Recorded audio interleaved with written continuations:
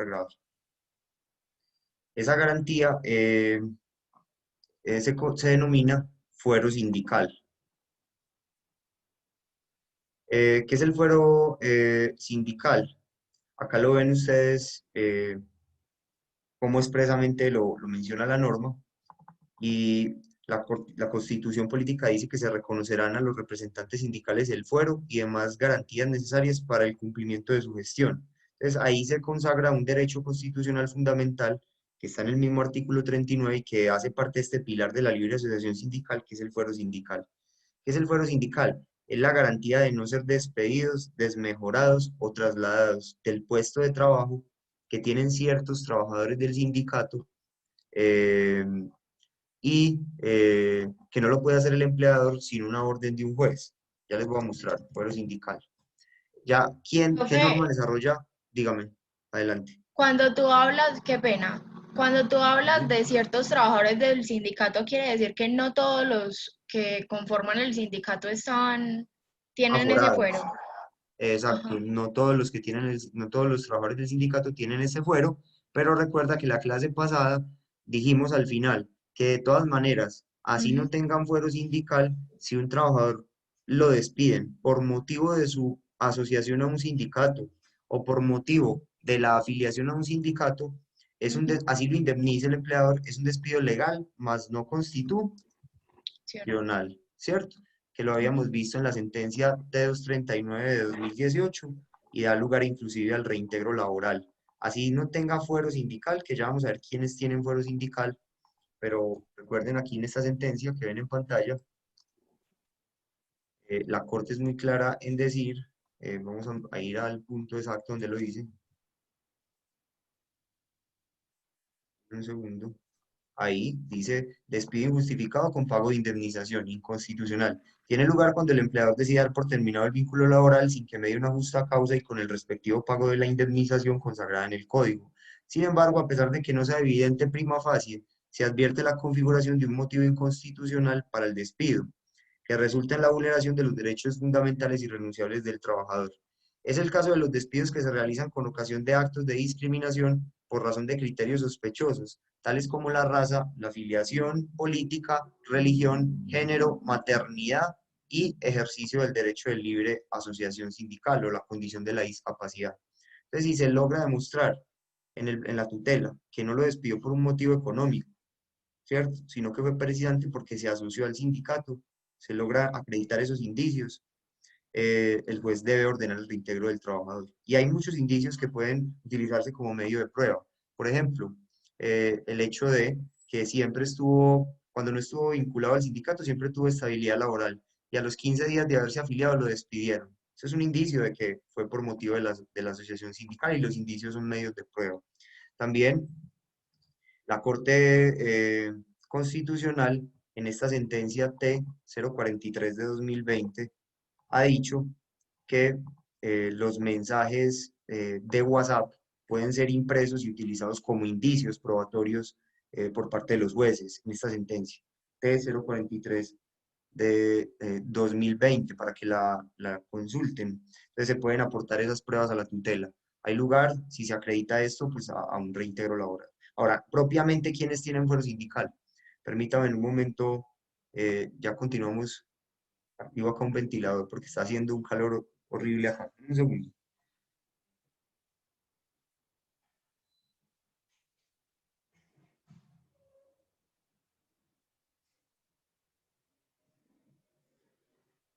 Bien, entonces, ¿quiénes tienen Ve, propiamente adelante? yo tengo una pregunta y es respecto a los trabajadores que tienen contrato a término fijo. Una forma de que el empleador de pronto no acabe con los sindicatos es despidiéndolos apenas se termine el término pues, del contrato, De- quienes estén afiliados al dejando, sindicato y no renovando el contrato. exacto, dejando vencer el contrato y preavisando. Si la empresa tiene contratos a término fijo, eso es legal, tener contratos a término fijo, ¿cierto? El fuero sindical no implica que el empleador tenga que renovar el contrato a término fijo, ni siquiera el fuero sindical que vamos a ver. Pero el problema es que hay maneras de lograr el reintegro también en esos casos, y le voy a plantear el caso concreto, y es, no le renovó el contrato a término fijo, a 10 trabajadores del sindicato, pero a los que no estaban sindicalizados sí se los renovó. Entonces ahí es evidente que la no renovación obedeció a su pertenencia al sindicato. Y como los derechos fundamentales en un Estado social de derecho tienen tanta fuerza que no pueden ser negados por maniobras jurídicas que se configuren de mala fe, el juez constitucional en este caso, para darle primacía al derecho fundamental al trabajo, deberá ordenar el reintegro y la elaboración de un nuevo contrato a término fijo y su prórroga por el mismo lapso anterior. ¿Por qué? Porque es evidente que la no renovación fue dirigida a violar el derecho a la libre asociación sindical. Precisamente la Corte en esa sentencia está dando el mismo argumento que se puede utilizar en este tipo de casos como el que usted me plantea, y es, ojo, es que así usted tenga una norma que le permite hacer algo, como despedir, indemnizar, en este caso sería preavisar el contrato a término fijo para que se acabe el vencimiento del plazo fijo, usted puede hacer ese preaviso, pero por razones económicas. Por ejemplo, porque usted tenía solo pactada una actividad económica por un año y ahí ya va a terminar eso y no va a necesitar el otro año a la persona. Pero si usted no le renueva los contratos son a los sindicalizados y a los que no están sí se los renueva, ahí es una evidencia incontestable de que está violando, está utilizando esa facultad que le permite el Código Laboral, el artículo 46, de preavisar un contrato a término fijo para que se termine, la está utilizando para violar derechos humanos y derechos fundamentales. Y en ese orden de ideas, la Constitución es norma de normas y prima sobre las leyes de menor jerarquía, como lo es una norma ordinaria, caso pues el Código Sustantivo del Trabajo. No sé si queda clara mi tesis y mi respuesta frente a eso. Ahí cae perfectamente la acción de tutela Sí, para profe, el muchísimas reintegro gracias. laboral. Bueno, ahora, si realmente es que esa renovación, esa no renovación, obedeció, obedeció, fue a un tema estrictamente económico, es válido que el empleador haga el preaviso. En los sindicatos, siempre que presentan pliegos de peticiones, piden que la empresa, a partir de la fecha, dentro de los pliegos de peticiones, se pide que los contratos sean a término indefinido. Siempre lo piden. Pues está dentro de los pliegos. Es una petición estándar en cualquier pliego de peticiones. Entonces, eso podría ayudar si en la etapa de arreglo directo se llega a ese acuerdo, ¿cierto? Es un punto importante a negociar con firmeza en la etapa de arreglo directo de la que yo les he hablado. Eh, También piden que un trabajador no pueda ser despedido sin una justa causa, ¿cierto? Entonces, esas son maneras de negociar, pues, porque, por ejemplo, si la empresa otorga esas dos garantías, que todos los contratos de los trabajadores sindicalizados, de los sindicalizados, sean a término indefinido y que no sean despedidos sin justa causa, uno puede, por ejemplo, como abogado del sindicato, bajarle un poquito al pliego de prestaciones económicas, porque ¿qué está ganando? Una estabilidad laboral. Entonces le dice uno a los miembros del sindicato, bueno, ya tienen esta estabilidad laboral, no pidamos tanta prestación extralegal, bajémosle a la cuantía, porque hemos ganado esta garantía de la estabilidad en el empleo, pues que en un país como Colombia es bien difícil. Entonces, pues ahí te dejo esa otra opción que existe y es para evitar esa contratación a término fijo. Sin embargo, vuelvo y repito, si no se puede lograr ese acuerdo en la etapa de arreglo directo, eso se va a ir a un tribunal de arbitramiento. El tribunal de arbitramiento puede afectar temas prestacionales, no, pues, o sea, puede decidir sobre prestaciones extralegales, pero no puede afectar temas de orden legal, como por ejemplo sería la posibilidad de contratar a término fijo del empleador. Eso está prohibido en el código, luego les mostraré. Entonces el tribunal no podrá decidir sin un acuerdo que el empleador en justicia y de equidad contrate a todos a término indefinido. Pues en el laudo no podrá decidir que todos los trabajadores del sindicato sean contratados a término indefinido, porque ya eso son unas facultades que le dio la ley al empleador. Lo que sí puede hacer es resolver sobre solicitudes de prestaciones extralegales, como ya sabían, la prima por riesgo eléctrico o la prima por no accidentalidad. Eso sí lo puede fallar el tribunal extralegalmente y concederlo en equidad. Sin embargo, a pesar de que el tribunal no pueda conceder lo que es la estabilidad convencional, se llama así estabilidad convencional, y es que los contratos para los sindicalistas sean a término indefinido y que no los puedan despedir sin justa causa. A pesar de que el tribunal no lo pueda conceder, muchos empleadores no lo saben, ni los abogados de los empleadores no lo saben. Entonces es una estrategia que, por ejemplo, yo utilizo mucho en las negociaciones y les digo, mire, esto de pronto en el tribunal se va y lo conceden. Entonces yo más o menos pico el ojo para saber qué tan preparado es el abogado del empleador y casi en mi experiencia personal, la mayoría de abogados no saben que el tribunal no puede conceder eso, lo de la estabilidad convencional. El tribunal solo puede fallar sobre prestaciones económicas. Entonces, a veces, pues, la mayoría de veces he terminado logrando eso para mí, para los sindicatos que he asesorado, y es que firmemos que los contratos sean a término indefinido para los trabajadores del sindicato y que no puedan ser despedidos sin justa causa. Pero paralelamente, ante esa concesión, yo, por ejemplo, ya bajo la solicitud de prestaciones económicas extralegales a un nivel muy bajo, y eso pues ha servido como estrategia. Es algo pues ya que le cuento aquí personalmente como estrategia jurídica.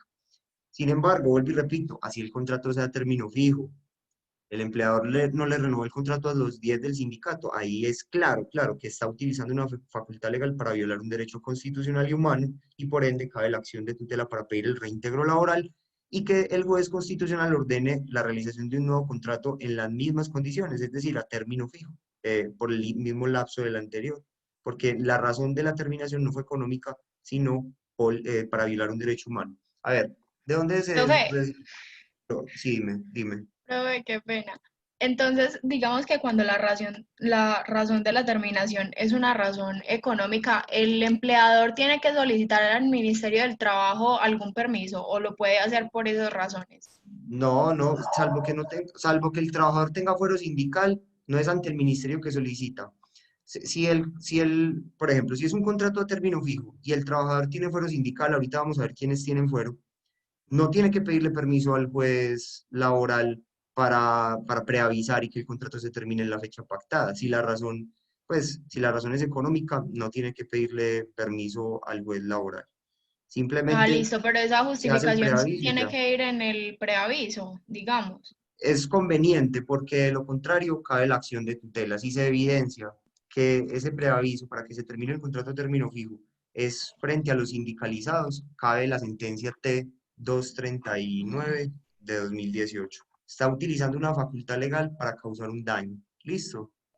Listo. ¿Queda claro Profe, eso? y yo te puedo hacer otra pregunta que no sé si se saldría de ahí. Si de pronto el trabajador tiene estabilidad reforzada Sí. por una discapacidad y el empleador no está en la capacidad económica, digamos que la empresa se va a liquidar, que ahí no tendría el empleador por qué responder, ¿cierto que no? Hasta que la empresa se liquide tendrá trabajo. Cuando la empresa se liquide ya se acaba la estabilidad. Hasta que la empresa se liquide legalmente. ¿Cómo se Ah, liquida una listo. empresa legalmente? Ante la Superintendencia de Ajá. Sociedades. Ah, Bueno, listo, profe, entonces, gracias. ¿por qué sale todo esto de la estabilidad laboral? O esto porque yo sí quisiera que ustedes entendieran la raíz de todo esto. Miren, esto deviene de que en en las economías de mercado, se ha optado por dos clases de estabilidad laboral. ¿Qué es una economía de mercado? Es una economía que depende del comercio, ¿cierto? De la actividad económica particular, como la colombiana, donde se permite la libre empresa. Entonces, Colombia es una economía social de mercado, así lo dice el artículo, así lo permite el artículo 333 de la Constitución. ¿Y por qué es una economía social de mercado? Porque el Estado puede intervenir, ¿cierto? El Estado podrá intervenir en la economía, artículo 334, para lograr la equidad y el equilibrio de las condiciones de vida. Entonces, la Corte Constitucional, de hecho, ya lo ha dicho, en la sentencia C032 de 2017, bueno explicar esto, así nos tomemos un poquito de tiempo antes de entrar al foro sindical, ha dicho que el modelo económico colombiano es incompatible con el modelo de planificación centralizada propio del comunismo, ¿cierto? Pero también es incompatible con el modelo donde el Estado no interviene y deja todo a los particulares, que es el neoliberalismo. Así lo ha dicho la Corte, mire. En materia económica, la Carta del 91 adoptó el modelo de economía social de mercado.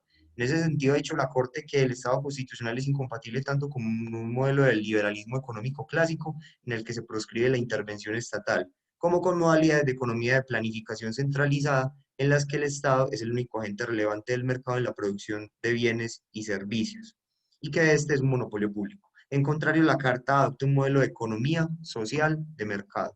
Reconoce pues la empresa, la iniciativa privada, pero permite intervenirla para lograr fines constitucionales, ¿cierto? Por eso se llama economía social de mercado.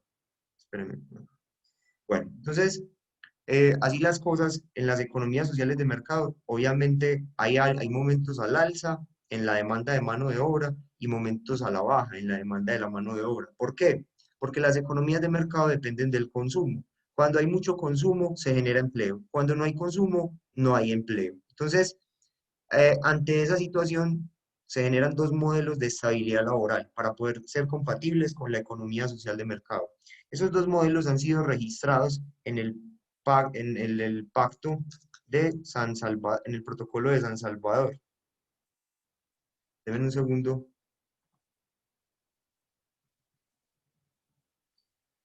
En el protocolo de San Salvador, que es el protocolo adicional, ya les muestro la pantalla. Denme un segundo.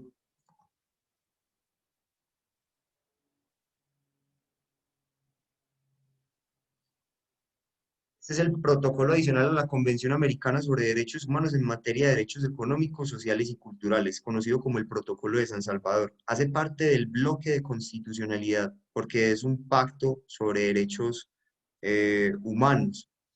En ese orden de ideas, eh, este pacto en el artículo 7 dice lo siguiente: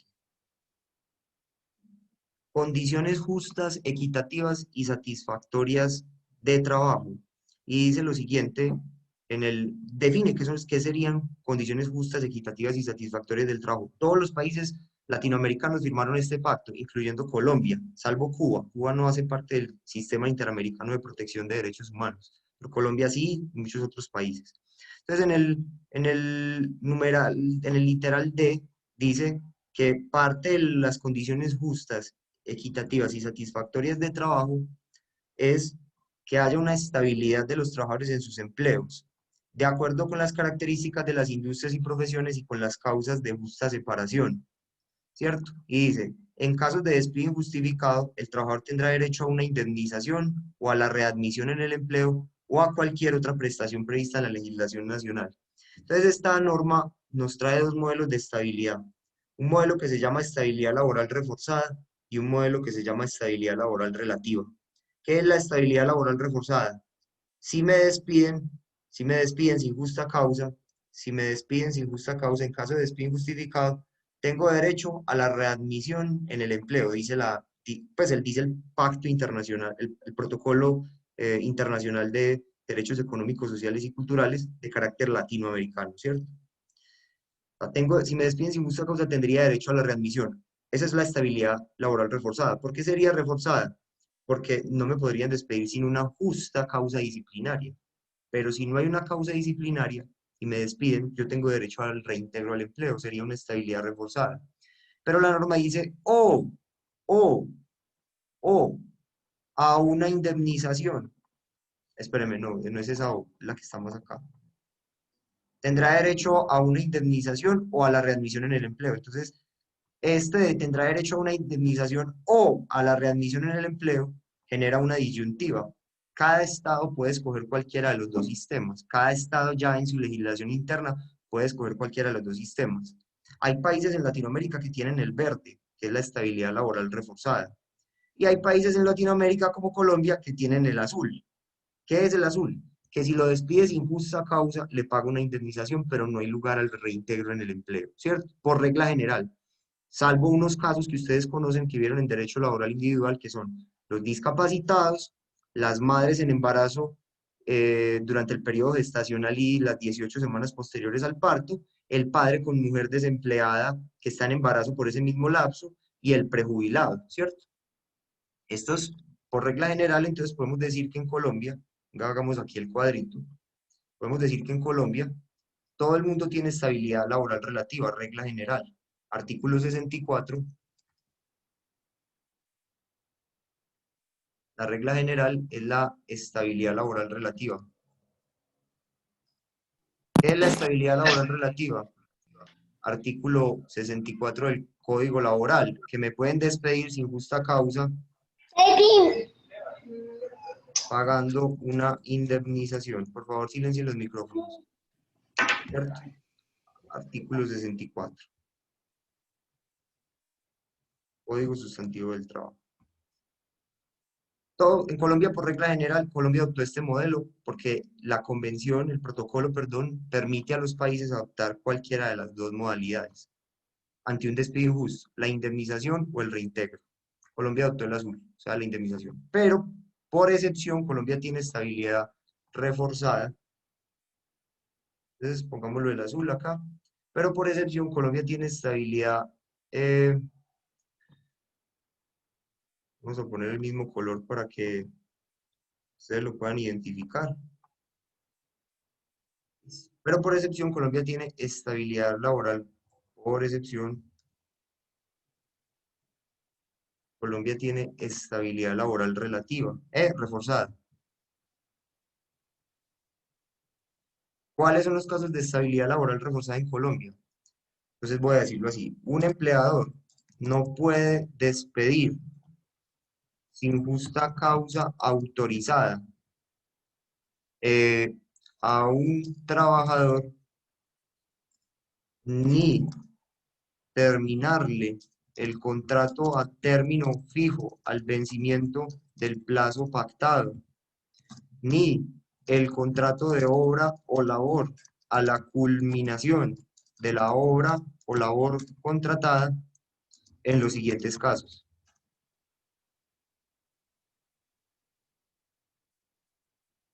En los siguientes casos. ¿Cuáles son esos casos? Empecemos.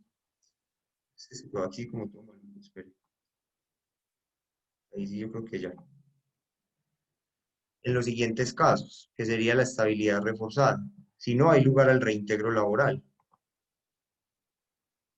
Que eso ustedes, yo lo voy a decir muy rápido porque ustedes lo debieron haber visto en laboral individual. Entonces tenemos el trabajador discapacitado o con enfermedades relevantes.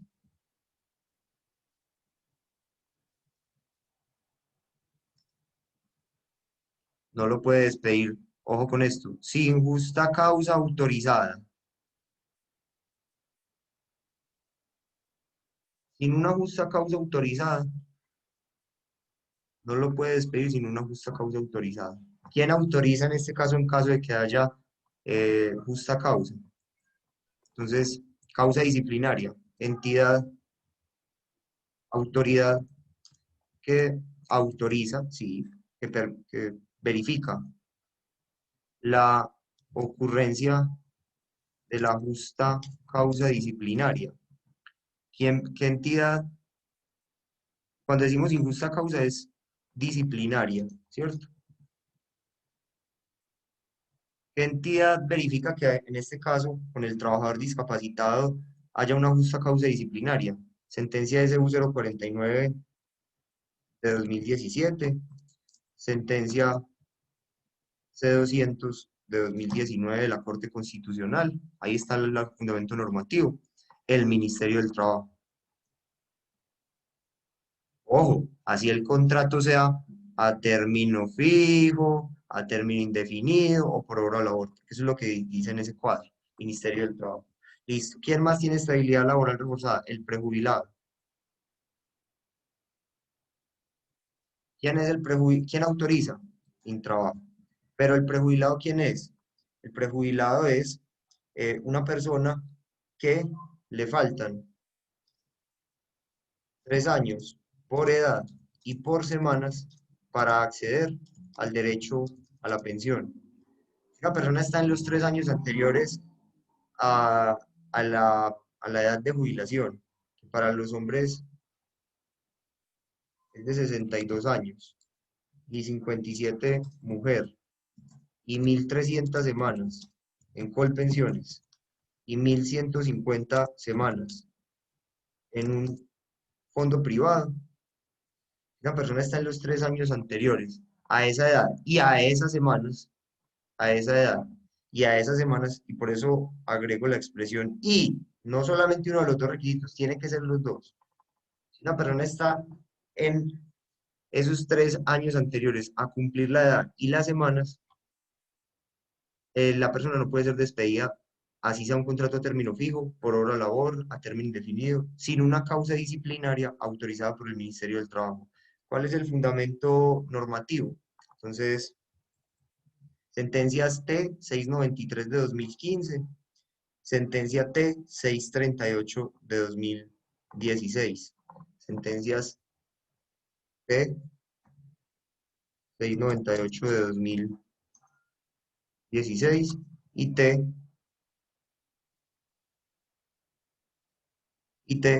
perdón, 638 de 2016 y T 693 de 2015.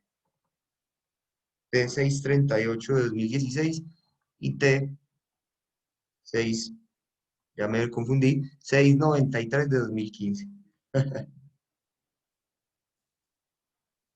Ahí están las sentencias de la Corte que dicen que un prejubilado, una persona que le falten 3 años por edad y por semanas, para llegar a esa jubilación tan añorada, no lo pueden terminar el contrato sin demostrar una justa causa disciplinaria previamente autorizada por el Ministerio del Trabajo para poder hacer esa desvinculación. ¿Quién más tiene esa estabilidad en Colombia? La madre en embarazo eh, y durante las 18 semanas posteriores al parto, siempre y cuando avisen de su condición de embarazada al empleador antes de que termine el contrato, porque pues, tiene que avisar antes de que termine el contrato a término fijo que está embarazada, ¿cierto? Para poder que proceda esta protección.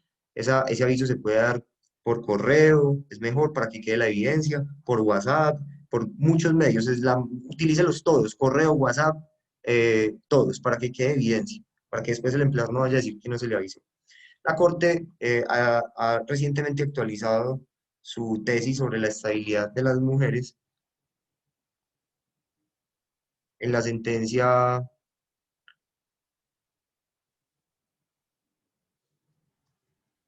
SU 075 de 2018. SU 075 de 2018. Un empleador tiene un contrato a término fijo y ya se va a acabar en diciembre de un año y la trabajadora le avisa que está en embarazo, antes de que termine el contrato, le toca al empleador renovarle el contrato. Si no le renueva el contrato para garantizarle la estabilidad por todo el periodo del embarazo y las 18 semanas posteriores al parto, la mujer puede hacer una acción de tutela para pedir el reintegro laboral, para que lo tengan muy en cuenta. ¿Listo?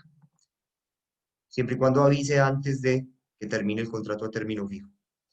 ¿Quién autoriza en caso de que durante el transcurso del embarazo ella coja golpes a los compañeros de trabajo? Porque pues una mujer en un embarazo puede cometer una justa causa de despido.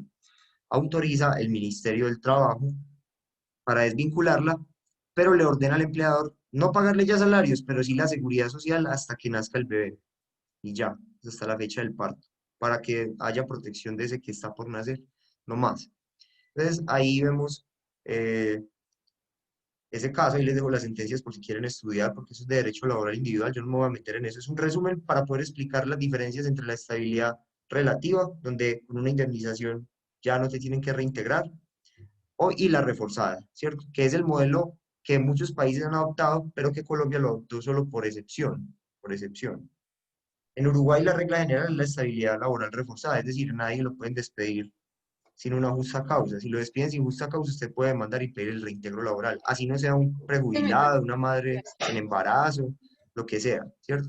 Pero Colombia adoptó un sistema de estabilidad relativa, pues más acorde con la economía de mercado por una razón, y es que, claro, hay momentos donde la mano de obra está al alza y otros donde está a la baja porque el consumo se baja. Si quieren, por favor, colabórenme con los micrófonos, muchachos, porque realmente es incómodo la interrupción. Listo. Bien, entonces ahí tenemos. Sigamos. Vamos con otra persona que tiene también estabilidad reforzada, que es el padre con mujer desempleada eh, embarazada. Este padre con mujer desempleada embarazada también tiene estabilidad laboral reforzada por todo el periodo del embarazo de su mujer hasta las 18 semanas posteriores al parto. Sentencia C05 de 2017. O sea, se le extiende la estabilidad. ¿sí? Ella está desempleada, embarazada, entonces él ya no lo pueden despedir de la empresa, independiente del contrato, por todo el tiempo del embarazo de su mujer y hasta las 18 semanas posteriores al parto. Así lo indemnizaron, el despido es ineficaz y tiene derecho al reintegro vía tutela. También tenemos, por último, el fuero, bueno, lo que denominamos el reintegro, cuando el despido es legal, pero no constitucional, porque afecta derechos, porque estuvo basado en la afectación de derechos humanos.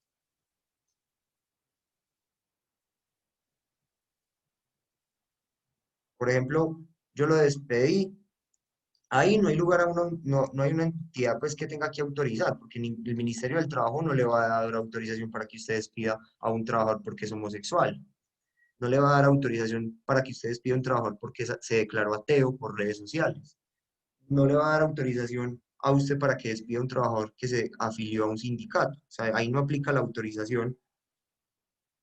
Simplemente que si el despido estuvo basado porque votó por Petro o porque votó por Duque, por ejemplo, no sé, cualquiera de los dos, ahí se viola el derecho fundamental a la libertad política, ¿no? Ahí lo que dice la Corte es que se despidió, aunque sea con indemnización y es inconstitucional, ya lo vimos la clase pasada, sentencia T239 de 2018, no hay necesidad de volver a ver todo lo que vimos hace 8 días, ¿cierto?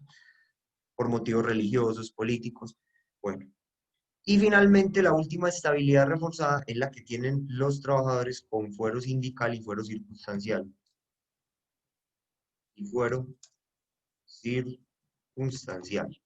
Entonces, miren que era interesante ver esto para poder ir como entendiendo el esquema general. Acá ya es un juez laboral, ¿cierto? Es un juez laboral. ¿Dónde está? En el artículo, vamos a empezar entonces por el fuero sindical. Entonces, los trabajadores con fuero sindical tienen estabilidad laboral reforzada. Hay unas notas que le podemos dejar a esto, ¿cierto? La pregunta que me nota, ¿cierto? Que me hacía uno de los compañeros, si el contrato es a término fijo y el motivo de la no renovación es estrictamente económico, es válido terminarlo con el preaviso y sin permiso del juez laboral, ¿cierto? Pero si el motivo es estrictamente económico, por eso allí lo dejo bien claro. Bien, eh, porque si no se aplicaría lo que ya vimos aquí arriba, sentencia T239 de 2018. Eh, bien, ¿qué normas establecen el fuero sindical? Entonces, el fuero sindical está establecido en el Código Sustantivo del Trabajo en el artículo 405. Dice, se denomina fuero sindical la garantía de que gozan algunos trabajadores de no ser despedidos ni desmejorados en sus condiciones de trabajo, ni trasladados a otros establecimientos de la misma empresa o a un municipio distinto, sin una justa causa previamente calificada por un juez del trabajo. O sea, aquí en este caso ya no es el ministerio, acá ya es un juez. Si usted va a despedir un trabajador, por ejemplo, un sindicalista que esté afiliado, pues que tenga fuero sindical, lo va a despedir antes del vencimiento del plazo pactado. O si el contrato es indefinido, lo va a despedir. O si el contrato es por hora de labor antes de la culminación de la hora de labor contratada, usted tiene que primero pedirle permiso a un juez del trabajo. Si lo va a hacer antes del vencimiento del plazo fijo de la hora de labor contratada, o si el contrato es indefinido, siempre va a tener que pedir permiso para poderlo despedir. Siempre, siempre, siempre. Si el contrato es indefinido, va a tener que pedir permiso para poderlo despedir. ¿A quién le aplica el fuero sindical? Entonces, tenemos estas personas. Artículo 406 del Código Sustantivo del Trabajo. Pasemos al archivo de Excel y dejamos nota de las normas. Artículo 405, 406 del Código Sustantivo del Trabajo. Bueno, al final de la clase de 8 días me faltó mostrarles una sentencia, pero yo se las mandé de la Corte Suprema de Justicia, que establece que los sindicatos minoritarios pueden convocar tribunal de arbitramiento, para que lo recuerden. Dice, recuerde que sindicato minoritario es el que no agrupa más de la mitad del total de trabajadores de la empresa. Entonces, aquí ven la Corte como lo dice, La Corte también ha señalado que las organizaciones sindicales minoritarias cuentan con la facultad de decidir libre y autónomamente la convocatoria de un tribunal de arbitramiento después de surtida la etapa de arreglo directo o de convocar una asamblea general de trabajadores de la empresa para votar el ejercicio de la huelga. Pero nunca, eso sí, decidir por su propia cuenta la ejecución de tal medida, o sea, la huelga, sin la participación de los demás trabajadores no sindicalizados, ¿cierto? La ejecución de tal medida, no de tales medidas, sino de tal medida, o sea, la huelga. Pero el tribunal sí lo pueden convocar ellos autónomamente, así el sindicato sea minoritario. Si van a declarar la huelga, tienen que llamar a una asamblea general de trabajadores sindicalizados y no sindicalizados, porque un sindicato minoritario no puede parar una empresa con una huelga, tiene que ser mayoritario. Entonces, esa sentencia es la sentencia eh, con radicado, que yo se las mandé al WhatsApp, con radicado SL 16.887 del 2016, magistrado ponente Rigoberto Echeverry Bueno. Es una nota de pie de página antes de pasar nuevamente a los trabajadores que tienen fuero sindical. Entonces, están amparados por fuero sindical. Los fundadores del sindicato, desde el día de su constitución, o sea, desde el día en que firmen el acta de constitución, hasta 2 meses después de la inscripción en el registro sindical sin exceder de 6 meses. Ya les voy a explicar cómo funciona este enredo. El sindicato le tiene que avisar al empleador, porque el empleador tiene que conocer quiénes tienen fuero sindical para poder no despedirlo, ¿cierto? Entonces, el sindicato una vez constituye el acta, inmediatamente le notifica al empleador el acta. Y a partir de ahí, el empleador, como ya sabe quiénes tienen fuero sindical, ojo con lo que voy a decir, no puede despedir a estos trabajadores sin permiso de un juez laboral. Desde el momento de la fundación hasta 2 meses después de que el Ministerio del Trabajo expida un acto administrativo mediante el cual reconoce inscrito al sindicato en el Registro Nacional Sindical. Si el ministerio se demora más de 6 meses en expedir ese acto administrativo, contados desde la fecha de la fundación, se fundó el sindicato hoy 1 de septiembre, y el ministerio, 6 meses darían septiembre, octubre, noviembre, diciembre, enero, febrero. Si ya estamos en marzo y el ministerio no ha expedido ese acto administrativo reconociendo inscrita la organización sindical en el Registro Nacional Sindical, el fuero sindical de los fundadores iría entre septiembre hasta el 28 de febrero, que son 6 meses, ¿cierto? Sin exceder de 6 meses. Pero si el ministerio expide el acto administrativo en diciembre, entonces el fuero se va 2 meses después de diciembre, que es enero y febrero, se va igual hasta febrero. O si el ministerio expide el acto administrativo en noviembre, el fuero se va 2 meses, que sería, por ejemplo, si lo expide, por decir algo, el 15 de noviembre, entonces diría, desde el 15 de noviembre hasta el 15 de diciembre, un mes, hasta el 15 de enero, 2 meses. Ningún sindicato puede presentar pliegos de peticiones hasta que no se, hasta que no se haya inscrito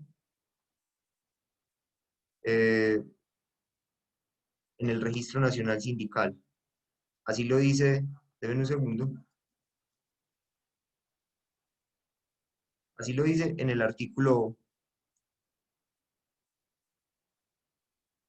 372 del Código Laboral que ustedes lo ven en pantalla. Ningún sindicato puede actuar como tal, ni ejercer las funciones que la ley y sus respectivos estatutos le señalen, ni ejercitar los derechos que le correspondan, mientras no se haya inscrito el acta de constitución ante el Ministerio del Trabajo. Ojo, ojo, esto no quiere decir que el fuero sindical nazca con el registro del acta de constitución en el Ministerio del Trabajo, no. El fuero de fundadores nace desde la fecha de la fundación, ¿cierto? Pero le deben dar aviso al empleador para que el empleador sepa quién tiene fuero, ¿cierto? Porque si el empleador despide a alguien y no sabía que tenía fuero, entonces obró de buena fe, ¿sí?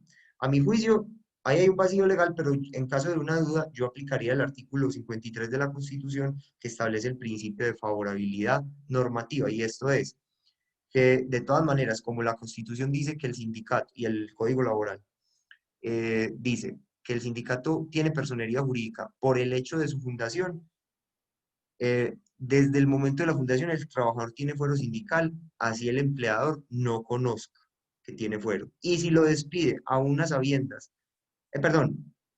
y si lo despide desconociendo que tiene fuero, igual hay lugar al reintegro. ¿Por qué? ¿Por qué? Porque ya el código dice que, les mostré ahorita, que ya el código dice que la organización sindical desde la fundación tiene personería jurídica. Y así el empleador no sepa quiénes son los fundadores. Y la Constitución dice que se reconoce en el artículo 39,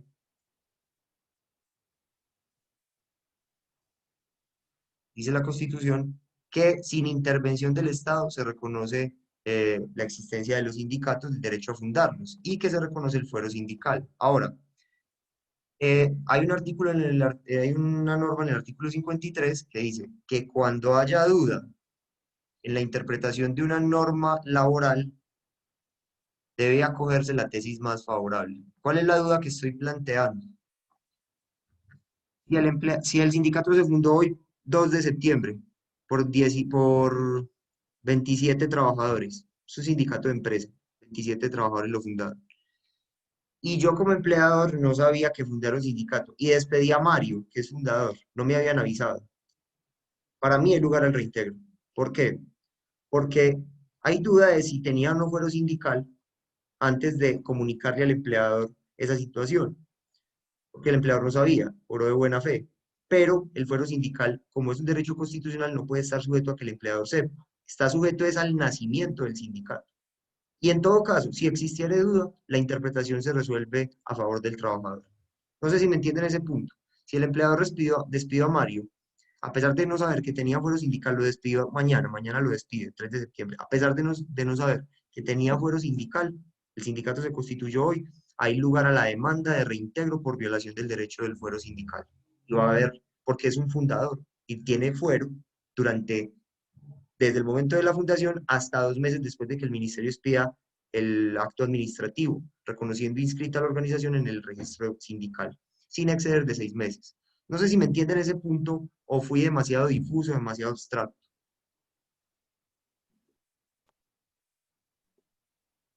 Muchachos, ¿sí se entiende o no? Es decir, que no radicaría en que el empleador tenga conocimiento o no de que el sindicato se formó, sino que Eh, en el momento en que el despido se hace, el trabajador puede hacer esa pues tutela o sea, para el reintegro porque ya tiene ese fuero. aforado. Sí, Exacto, muy bien, Laura. Lo que yo quiero decir exacto es que el nacimiento del fuero del fundador no radica en que el empleador conozca o no de la existencia del sindicato, sino que radica en el hecho de haber fundado el sindicato. Y si existiera duda sobre la interpretación, ya la misma Constitución nos dice que debe escogerse la tesis más favorable al trabajador. Entonces, inexorablemente, un trabajador que funda un sindicato, así su empleador no sepa, tiene fuero sindical. ¿Queda claro, Laura, o no? sí, profe, queda claro. Bueno, muy bien. Entonces, el código dice, entonces les explico lo del registro sindical. El código dice que ningún sindicato puede obrar como tal si no se registra en el Registro Nacional Sindical. Es decir, no puede presentar pliegos de peticiones hasta tanto no se registre en el Ministerio del Trabajo. Entonces, una vez fundado el sindicato, por ejemplo, lo fundan hoy, deben ir a llevar el acta de fundación y otros documentos que más adelante les explicaré al Ministerio del Trabajo, artículo 372. Y el Ministerio eh, tiene un término que trae la ley, ¿cierto? Para expedir el, el reconocimiento, el acto administrativo. ¿Cuál es ese término? Entonces, aquí la norma lo trae, dice así, en el artículo 366, ¿cierto? Recibida la solicitud de inscripción en el ministerio, dispone de un término de 15 días para admitir, formular objeciones o negar la inscripción. ¿Por qué puede negar la inscripción? Porque no sean 25 trabajadores y es un sindicato de empresa. Pero si es un sindicato de industria, que hace 8 días vimos que es un sindicato de industria, no tiene que tener 25 trabajadores, simplemente con 5 de una empresa más los de otras empresas se puede formar el sindicato de industria, que lleguen a 25 en total, pero de la misma rama o actividad económica, ¿cierto? Por esos motivos pueden negar la inscripción.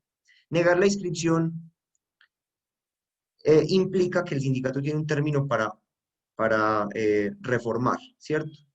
Entonces, y esto viene de la siguiente manera. Entonces, en caso de que la solicitud no reúna los requisitos de que trata del artículo anterior, el ministerio formulará por escrito a los interesados las objeciones a que haya lugar para que efectúen las correcciones necesarias. En este evento, el ministerio dispone de 10 días hábiles contados a partir de la fecha de la solicitud corregida para resolver la misma. Entonces, el ministerio rechaza la inscripción y les dice, subsanen, ¿cierto? Formula objeciones. Subsanen. ¿Cuánto tiempo tienen para subsanar? El código no dice. Entonces se aplica el código contencioso administrativo, el término que hay para subsanar las peticiones incompletas. El código administrativo, en la ley 1437 de 2011, nos habla de las peticiones incompletas en el artículo 17, porque eso es un derecho de petición, básicamente. Inscríbame en el Registro Nacional Sindical, dice. En virtud del principio, ese es el código administrativo, pues el código, el CEPACA, ¿cierto? Artículo 17. En virtud del principio de eficacia, cuando una autoridad constate que una petición ya radicada está incompleta o que el peticionario deba realizar una gestión o de trámite a su cargo, necesaria para adoptar una decisión de fondo, y que la actuación pueda continuar sin oponerse a la ley, requerirá al peticionario dentro de los 10 días siguientes a la fecha de erradicación para que la complete en el término máximo de un mes. Ojo, el sindicato ya se fundó, están esperando que se reconozca inscrito. Entonces, el fuero existe en ese momento. El empleador no puede despedir a sus trabajadores porque ya están aforados. Entonces, el ministerio devuelve la solicitud y ellos tienen un mes para completarla. Tienen un mes para completarla. Ya después de ese mes, vamos al código.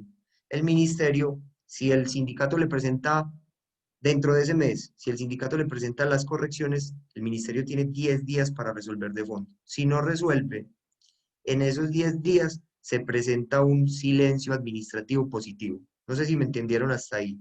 ¿Fui certero en mis explicaciones o no, Profe, no, muchachos? la verdad yo no te, pues quedé como con... Bueno, entonces volvamos. Entonces, una vez recibidas ya el sindicato se fundó, porque hubo acta de constitución, ya los fundadores tienen fuero de fundadores. Recuerda que el fuero de fundadores va desde la fundación hasta 2 meses después de que el ministerio expida el acto administrativo reconociendo la organización inscrita en el registro sindical, sin exceder de 6 meses. O sea que si el ministerio se demora mucho tiempo para resolver la solicitud, máximo el fuero, contado desde el acta de constitución, es de 6 meses. Si fundamos hoy el sindicato 2 de septiembre de 2020, ¿cuándo darían esos 6 meses? 2 de septiembre de 2020 a 2 de septiembre, a 2 de octubre, un mes, a 2 de noviembre, a 2 de diciembre, a 2 de enero, a 2 de febrero, a 2 de marzo. Iríamos hasta el 2 de marzo en caso de que presentada la solicitud del ministerio se demorara el fuero de fundadores, ¿cierto? Pero entonces, lo que pasa es que el sindicato se funda hoy y bueno, llevan los papeles al ministerio para registrarlo mañana, lo llevan mañana. El ministerio tiene 15 días para admitir el sindicato, es decir, usted queda inscrito, para formular objeciones o negar la inscripción. Si formula objeciones, el ministerio le dice al sindicato, tiene un mes para corregir lo que le falta. ¿Por qué un mes? Porque se aplica, el código no dijo cuánto tenía el sindicato para corregir, entonces hay que suplir vacíos. Y esto es un derecho de petición ante una autoridad pública.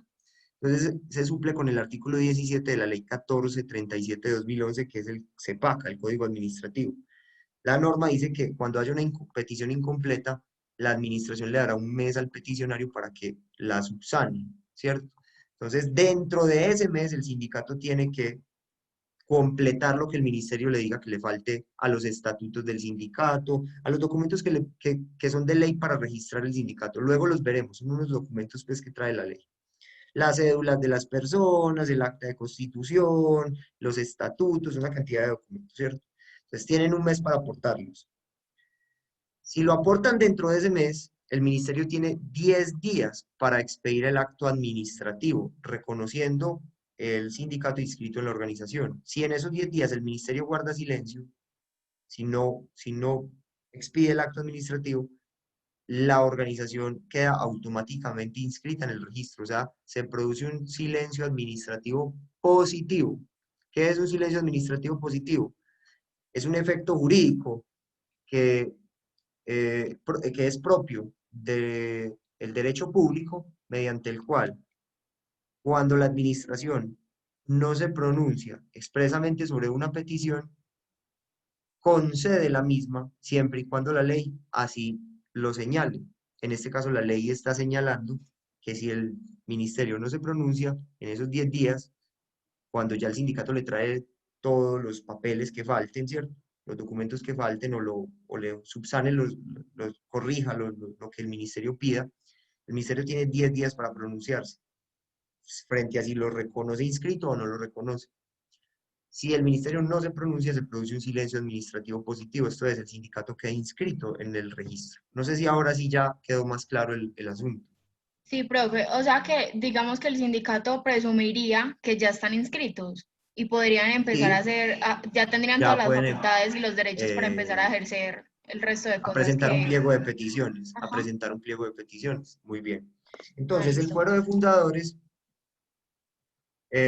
vamos a explicarlo gráficamente en Excel, con fechas y todo para que ustedes lo entiendan, es el siguiente. Entonces, recuerden, el sindicato tiene fuero, los miembros que funden el sindicato, todos los fundadores, tienen fuero desde el día de su constitución hasta 2 meses después de la inscripción en el registro sindical sin exceder de 6 meses.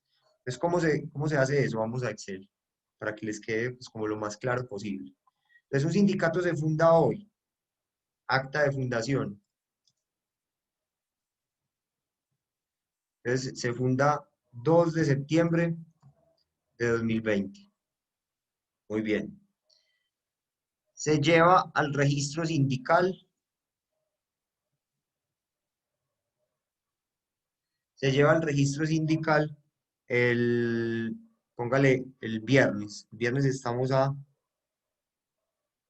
4 de septiembre de 2020.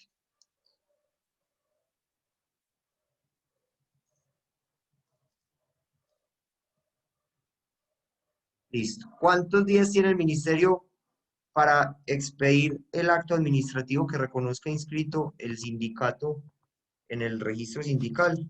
Según lo que acabamos de ver en el artículo, un segundo, en el artículo 366, ¿cuántos días tiene? 15. 15 días hábiles para expedir el acto administrativo, ¿cierto? Adelante. Adelante. No, profe, yo tenía una duda porque usted había dicho que eran 10, pero... No, 10 es ahorita. 10 Ah, es listo. si el, 10 es si el ministerio les dice, mire, en esos 15 días les dice, no los inscribo porque les falta tal documento. Entonces ahí tienen un mes. Recibido los documentos dentro de ese mes, tiene 10 días. ¿Sí me entienden? Pero inicialmente el término es de 15 días. Para, Listo, profe. una, para que me entiendan. Entonces, vamos acá. Entonces, ¿cuánto tiene el ministerio? 15 días hábiles. ¿Cuándo se cumplirían esos 15 días hábiles? ¿Cuánto tiene el ministerio para expedir el acto administrativo correspondiente?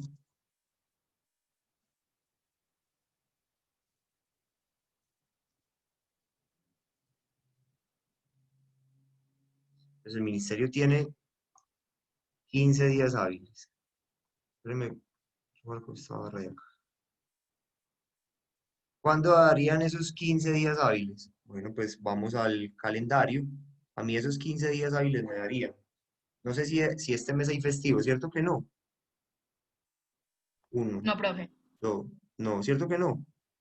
Para yo contar tranquilo. No, No, no Bueno, hay profe. uno. días festivos. Lo llevaron el viernes, listo. El viernes lo llevaron, o sea, el viernes 4. Entonces, los 15 días empezarían desde el lunes 7. 1, 2, 3, 4, 5, 6, 7, 8, 9, 10, 11, 12, 13, 14, 15. Darían el viernes 25 de septiembre, los 15 días, desde el 7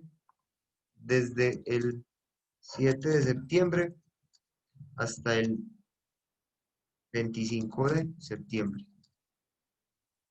de 2020. Tendría el ministerio para expedir ese acto administrativo, ¿cierto? El ministerio, ¿qué pasa si, bueno, el ministerio expide el acto administrativo? Puede ordenar la inscripción,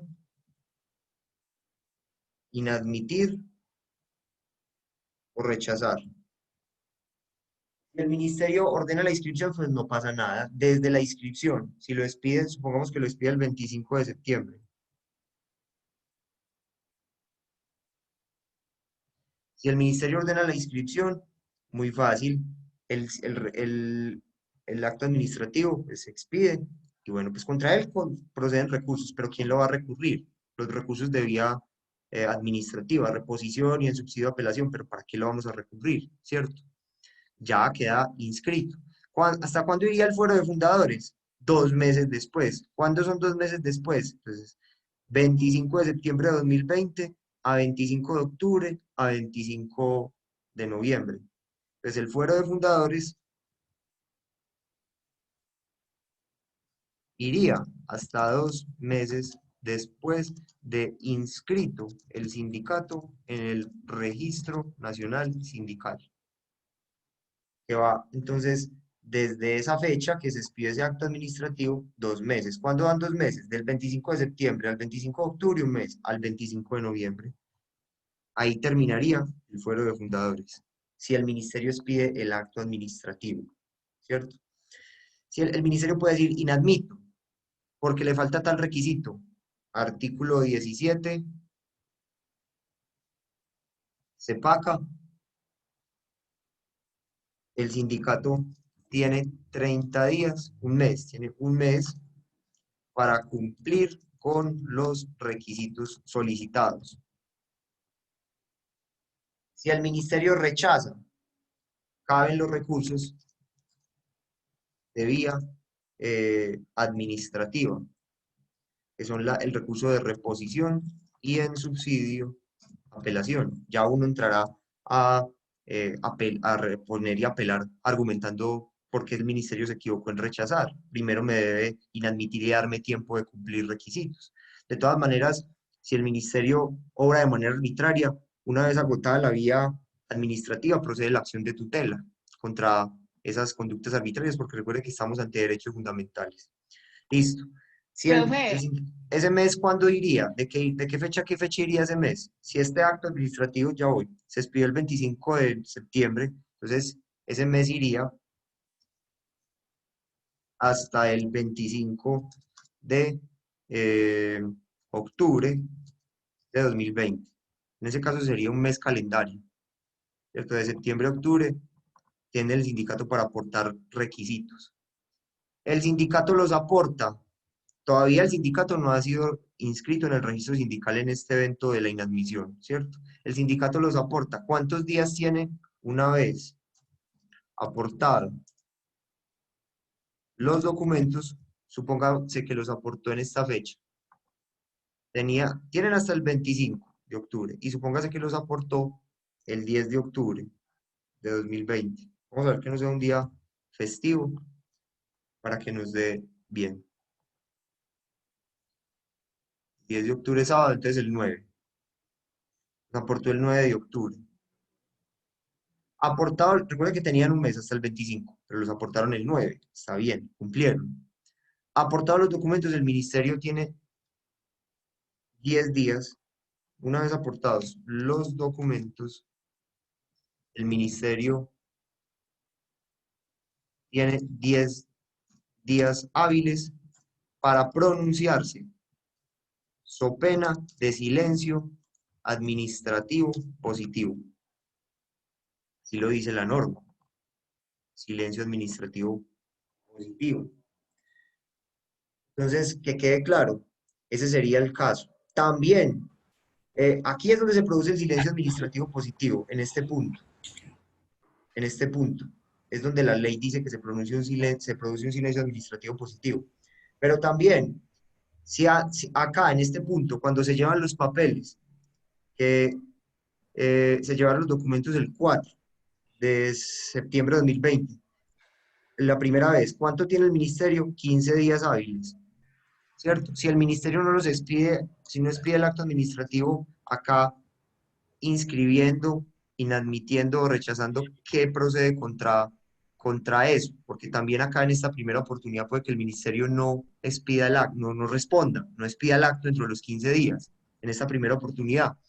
¿Qué pasa ahí? Una acción de tutela por violación al derecho fundamental de petición. ¿Sí me entienden? Porque la petición es un derecho fundamental. Ahí no se produce silencio administrativo positivo.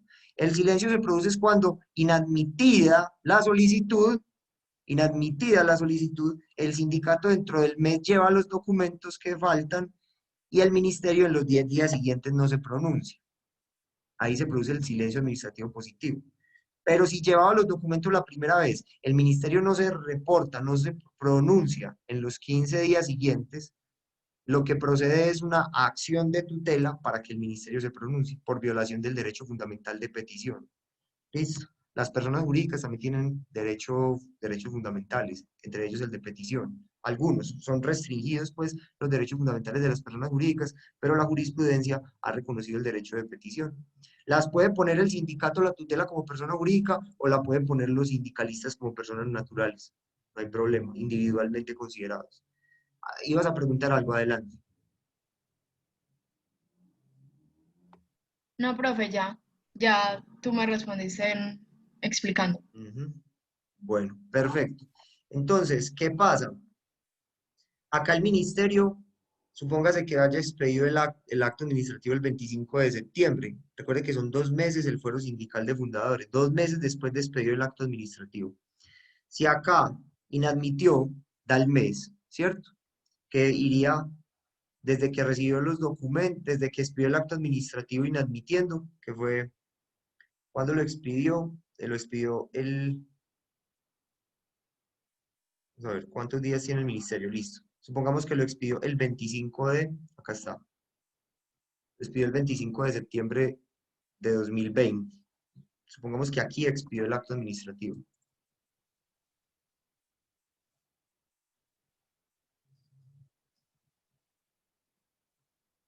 En esta fecha que está ahí en rojo. De hecho, yo la puse acá también, como fecha de inscripción, para que tengan en cuenta que el fuero sindical es de 2 meses después de la inscripción. Pero supongamos que hubiera inadmitido el 25 de septiembre.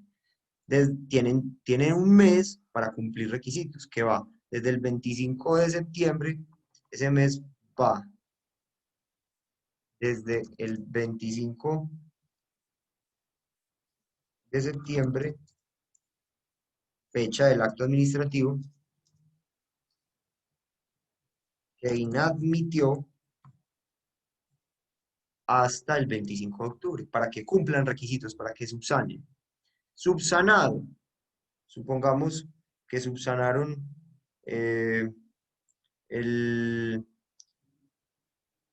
supongamos que subsanaron el 25, el último día. Entonces, de ahí, de ese último día, tienen 10 días hábiles para pronunciarse, una vez aportados los documentos, ¿cierto? Sino que se produce un silencio administrativo positivo. Entonces, que quede eso muy claro.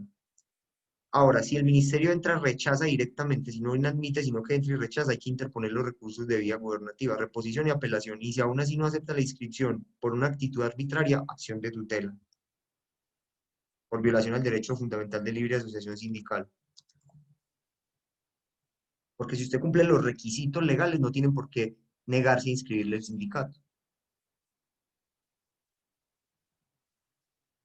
Profe, y si rechaza porque no cumple los requisitos legales, ¿cuándo se podría volver a presentar esa solicitud? Nuevamente, las veces que sea Ajá. necesario, pero no es necesario volverla a presentar, sino hacer la tutela de una vez. Es lo más adecuado, el camino adecuado. ¿Sí queda claro o Listo. no? Sí.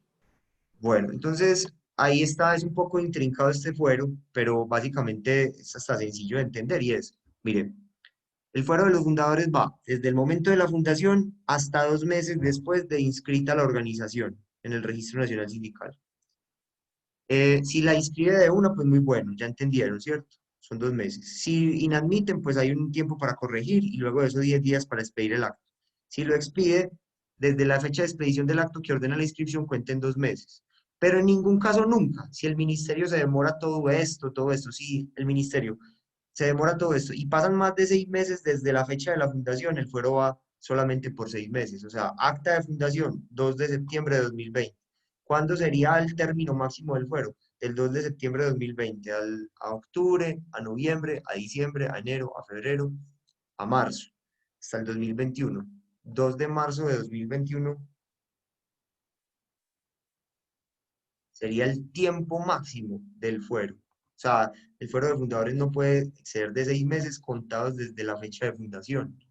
Ahora, si el ministerio expide el acto administrativo antes, contamos desde la fecha de expedición 2 meses. Eso es todo lo que hay que entender del fuero de fundadores, que máximo son 6 meses, pero dentro de ese periodo de 6 meses, si el ministerio expidió el acto administrativo antes de esos 6 meses, contamos 2 meses desde la fecha de expedición del acto administrativo y ese sería el límite del fuero. O sea, ahí están los dos extremos temporales resaltados en verde. ¿Sí? ¿Sí queda claro eso o no queda claro? Hasta ahí. Profe, Muchachos. entonces ese fuero tiene un lapsus de tiempo. Claro, Digamos que esos, digamos, ya después de que se cumplan, después de esos 2 meses, ya ellos no son aforados. no son aforados, pero vamos a ver que eso tiene su otra forma de seguir aforado. Ya vamos a ver, listo, que hay otros fueros, es que no es solamente el de fundadores, vamos a ver que hay más fueros, listo. Después de esos 2 meses ya no son aforados. Ahora, si en todo este trámite largo y tedioso que acabamos de ver, se pasa el ministerio de esta fecha límite, que son 6 meses contados desde la fundación, el fuero de fundadores va hasta aquí, hasta la fecha límite que está en verde, 2 de marzo de 2021, que es donde da 6 meses contados desde la fundación. Listo. Entonces, ¿qué otro fuero sindical hay? En caso de que, bueno, no esperamos a los otros fueros sindicales. Bueno, otro fuero sindical, artículo 406, es el que tienen los trabajadores que con anterioridad a la inscripción en el registro ingresen al sindicato, para quienes el amparo rige por el mismo término que para los fundadores. ¿Qué quiere decir esto? Estos trabajadores no estuvieron presentes el día de la fundación, pero antes de que el ministerio expidiera el acto administrativo, se afiliaron al sindicato. Antes de que el ministerio expidiera el acto administrativo, reconociendo inscrito el sindicato en el registro sindical, se afiliaron al sindicato. Para ellos el fuero va desde el momento de su afiliación al sindicato hasta 2 meses después de que el ministerio expida el acto administrativo. Esto es, el ministerio expidió el acto administrativo, el sindicato se fundó el 2 de septiembre de 2020 y el ministerio expidió el acto administrativo el 25 de septiembre de 2020. Lo voy a señalar con un colorcito ahí como naranja, ¿cierto? 25 de septiembre. Los trabajadores que hayan ingresado antes del 25 de septiembre de 2020 al sindicato, antes del 25 de septiembre, que no estuvieron en la fundación, pero que en ese interregno, entre la casilla verde y la casilla naranja, ¿cierto? Se inscribieron al sindicato antes del 25 de septiembre, cuentan con el mismo fuero de los fundadores, esto es, 2 meses después de expedido el acto administrativo. ¿Cuándo dan los 2 meses después de expedir el acto administrativo? Del 25 de septiembre de 2020 al 25 de noviembre de 2020.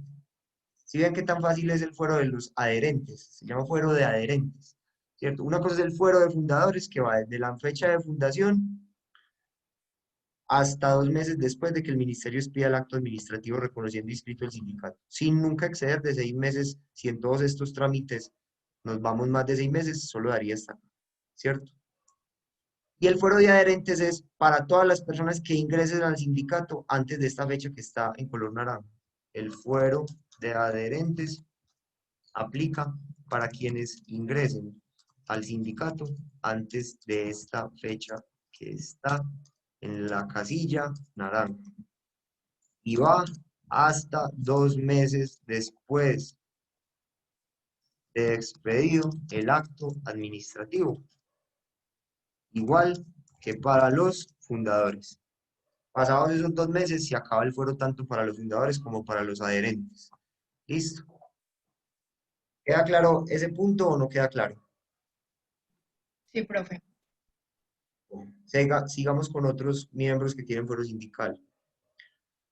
Dos miembros de la... Ah, bueno, no, acá. C. Los miembros de la junta directiva del sindicato, de las subdirectivas de todo sindicato, federación o confederación de sindicatos, sin pasar de 5 principales, 5 suplentes, y los miembros de los comités seccionales, sin pasar de un principal y un suplente. Este amparo se hará efectivo por el tiempo que dure el mandato y 6 meses más. Acá es donde está el tema de fortaleza, Laura. Tú que preguntabas si ese fuero era tan escaso, entonces quedarían desprotegidos. Ya vas a ver que no, porque este literal es el que amplía la posibilidad de otorgar un fuero amplio, y es que todo sindicato tiene unos estatutos. Yo les había explicado eso hace 8 días. ¿Qué son los estatutos? Las reglas de funcionamiento del sindicato. Ahí está, por ejemplo, lo que es quién va a ser el presidente del sindicato, cómo se elige, cuáles van a ser las cuotas para cubrir los gastos del sindicato, quién va a ser el tesorero, el fiscal, el vocal, el secretario del sindicato. Es decir, una cantidad de miembros que van a dirigir el sindicato, ¿cierto? Cuáles son las causales de expulsión del sindicato, cuáles son los requisitos de afiliación al sindicato. Eso se llaman los estatutos. Entonces, en los estatutos hay un órgano que se dispone, que es la junta directiva, que es, digamos, un sindicato tiene dos grandes órganos: la Asamblea General de Trabajadores Sindicalizados y la junta directiva. Esos son los dos grandes, digamos, órganos que componen un sindicato. La Asamblea General es la máxima autoridad, que es una asamblea donde están reunidos todos los trabajadores. Y ellos eligen una junta directiva en reunión de asamblea, donde van a estar los siguientes cargos. ¿Cuáles son los cargos de la junta directiva? De la junta directiva de un sindicato son el presidente,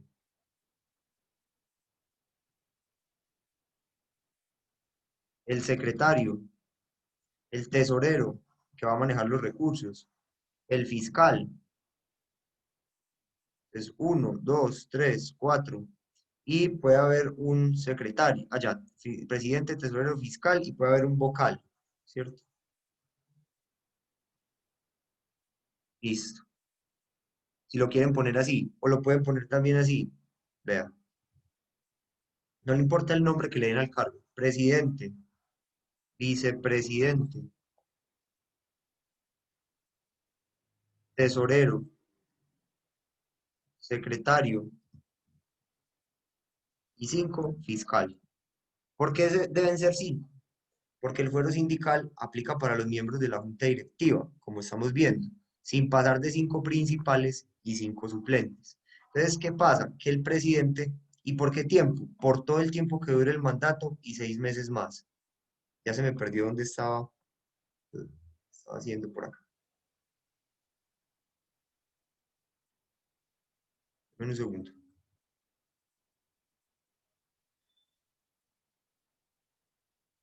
Entonces, la junta directiva, voy a poner acá color azul, está compuesta por el presidente, el vicepresidente, el tesorero, el secretario, el fiscal. Ahí están 5 principales. ¿Por cuánto dura todo el fuero sindical? Este fuero sindical sí es mejor. ¿Por qué? Porque dura por todo el tiempo del mandato el fuero de junta directiva.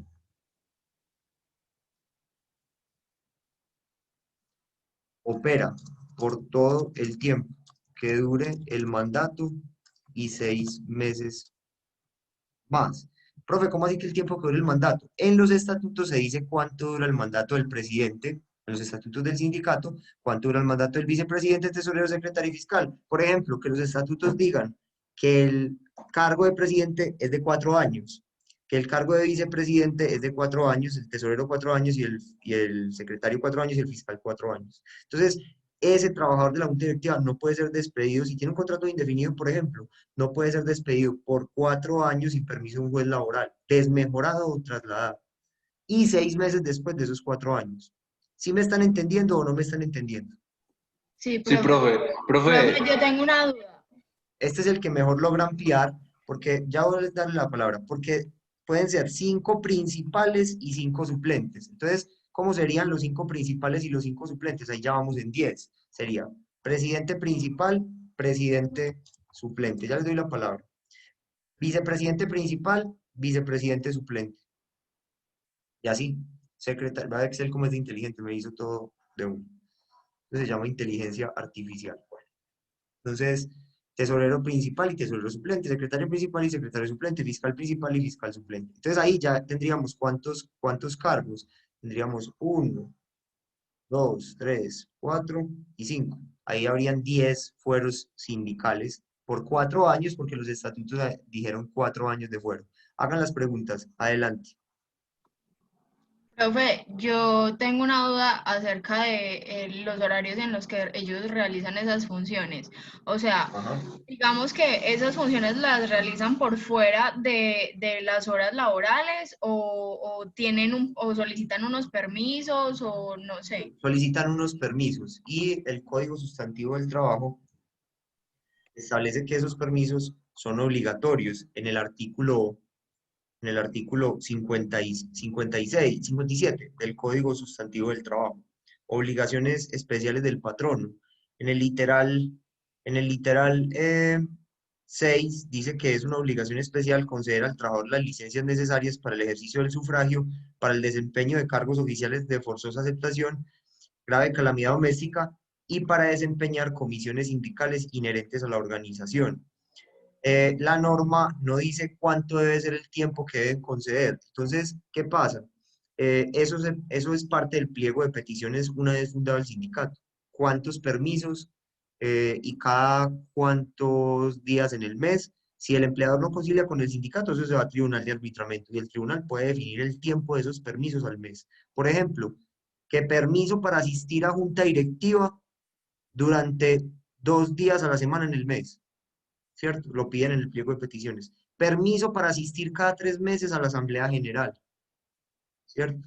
Eso se define en el pliego. Si se logra pactar por las buenas, bien, y si no, el tribunal llega y los fija. No sé, Laura, si quedó claro. Y eso es en el horario laboral. En el horario laboral. Sino que lo que no sabía era cómo se limitaba, porque digamos que él puede decir todo el tiempo que va a ir a Ah, hacer, a desempeñar ah. funciones del cargo. Claro, pero precisamente por eso, si no se ponen de acuerdo, entonces el tribunal va a fijarlos bajo criterios de justicia y equidad. Lo normal es que para los miembros de junta haya un permiso al mes, para los miembros de junta, puede ser hasta de un día en el mes, completo, remunerado, ¿cierto? Y los de asamblea, un permiso cada 3 meses para asistir, un día remunerado, cada 3 meses asistir a la asamblea ordinaria de trabajadores sindicalizados, un permiso cada 3 meses, un día Profe, y completo. si eso no está en el pliego de peticiones, digamos que no está en el pliego de peticiones, el empleador puede, no sé, solicitar que el, Que tribun- lo que co- el tribunal no, lo regule. no porque el tribunal solo tiene competencia para pronunciarse sobre lo que está en el pliego. Si extralimita sus funciones, el laudo arbitral es apelable. Pero, ¿qué pasa? Que eso pues es imposible que no esté en un pliego. O sea, un abogado de un sindicato siempre pone eso, porque eso hace parte, cuando el sindicato se está fundando, eso hace parte de la esencia de lo que tiene que pactarse dentro de la convención colectiva. Ahora, se puede pactar por fuera de la convención, de mutuo acuerdo entre empleador y trabajador también. Se puede hacer un acta de una mesa de diálogo con la empresa extraordinaria donde se llegue a ese acuerdo, ¿cierto? Por fuera de la etapa de arreglo directo, ¿cierto? Se nos olvidó para estos permisos, venga y conciliémonos, ¿cierto? Conciliémonos. Pero lo ideal es que esto esté en el pliego para que el tribunal se pueda pronunciar en caso de que no haya acuerdo laboral. Listo. Listo, profe, gracias. Bueno, había otra pregunta, creo que había otra pregunta. Profe, yo tengo la duda. Referente a la reelección por lo de la junta directiva, ¿se puede volver a dar o no? Bueno, los sindicatos, dice la Constitución, se deben organizar de manera democrática, ¿cierto? Entonces, por ejemplo, yo en mi sindicato cuando hago estatuto solo admito un periodo de reelección. No es lo mismo, pues, gobernar un país que gobernar un sindicato, ¿cierto? La reelección presidencial no tiene los mismos efectos que una reelección sindical. Pero yo en mis estatutos, por principios ya, pues, personales, hago solamente un periodo de reelección. pero sin que esto implique que no puedan pasar a otro cargo. Por ejemplo, el presidente puede pasar a ser secretario, puede aspirar a ser secretario, puede aspirar a ser tesorero, pero solo un periodo de reelección como presidente o como secretario o como tesorero. Porque la estructura interna y el funcionamiento de los sindicatos debe estar sujeta a los principios democráticos, ¿cierto? Entonces, obviamente es una organización pequeña, donde quizá pueda haber escasez de miembros a la hora de buscar una reelección inmediata. Yo lo que prohíbo es una reelección, pues más de un periodo, y de ahí en adelante no podrá haber reelección inmediata. Por ejemplo, un presidente de 2 periodos y ya no podrá ser presidente. Tendrá que aspirar a ser secretario o tesorero o no hacer nada, sino simplemente miembro afiliado al sindicato. Pasado ese periodo podrá volver a aspirar a ser o presidente o secretario o tesorero, pero nunca una reelección, pues más de 2 periodos de como reelección inmediata, no. Obviamente es una dinámica distinta porque estamos hablando de una organización pequeña, ¿cierto? Que no ni siquiera es un partido político, ni siquiera es un partido político, pero sí tienen que estar limitados, es adecuado limitar eso porque de lo contrario se violan los principios democráticos. ¿Está claro eso o no queda claro? Sí, profe, muchas gracias. Bueno, entonces, recuerden que es por todo el tiempo que digan los estatutos que dura el cargo. Entonces, si los estatutos del sindicato dicen que el mandato es de 4 años, será 4 años y 6 meses más, para tanto los 5 principales y 5 suplentes. Los sindicatos pueden constituir juntas directivas, subdirectivas, como lo dice el Código Laboral, ya les muestro nuevamente. Los sindicatos pueden constituir juntas directivas, pero yo voy al Código Laboral que se me cerró. Vamos aquí.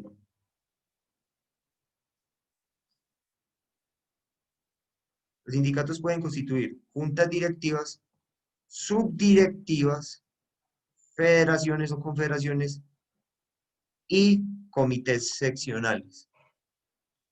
Vamos a empezar por ya la junta directiva la entendieron, hablemos de la subdirectiva. ¿Qué es una subdirectiva de un sindicato? Donde también habrían 5 principales y 5 suplentes con fuero.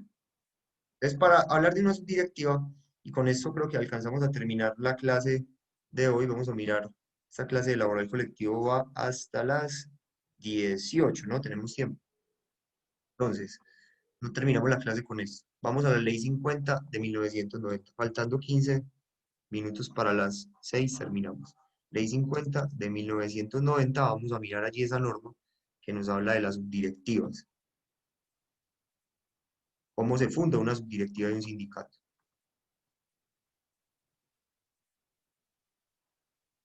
Entonces, aquí dice el artículo 55 de la ley 50 del 90.